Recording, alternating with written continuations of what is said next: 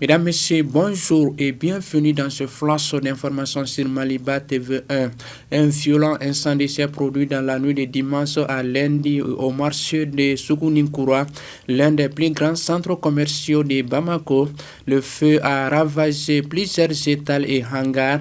Malgré l'intervention des sapeurs-pompiers, l'accès difficile à certaines allées aurait compliqué les opérations de secours.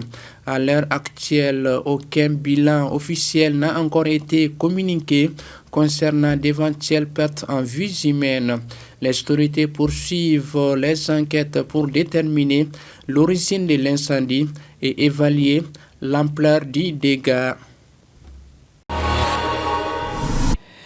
L'actualité nationale, c'est aussi l'incinération des produits pharmaceutiques périmés d'une valeur de 300 millions de francs CFA à Caille.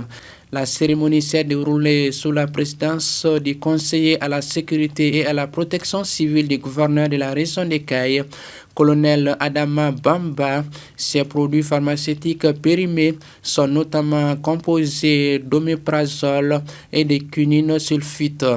Nous faisons cette destruction pour sauver des vies en consommant ces produits. Certains patients constatent subitement une dégradation de leur état de santé.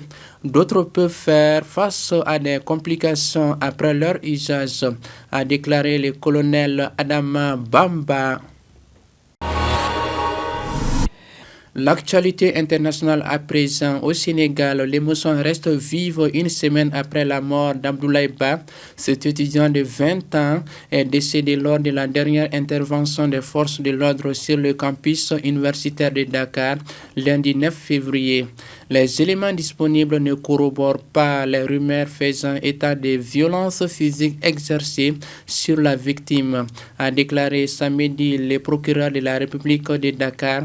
En réaction, ces dernières heures, plusieurs voix expriment leur inquiétude quant à la tournure de ces dossiers. Restons en Afrique, direction Addis Abeba, la capitale éthiopienne. Le 39e sommet de l'Union africaine a pris fin hier. Pendant 2 jours, les chefs d'État et de gouvernement de l'organisation panafricaine ont discuté des principales crises qui touchent le continent. Le président burundais Evariste Ndayishimiye, qui a pris la présidence tournante de l'UA, est l'envoyé de l'organisation pour les États de l'AES. Lui et le président de la commission, le Djiboutien Mahmoud Ali Youssouf, en ont présenté ce dimanche 15 février les principales conclusions de ce 39e sommet de l'Union africaine à l'absence des États de l'AES, le Mali, le Burkina Faso et le Niger. Voilà ce qui met fin à ce flash d'informations.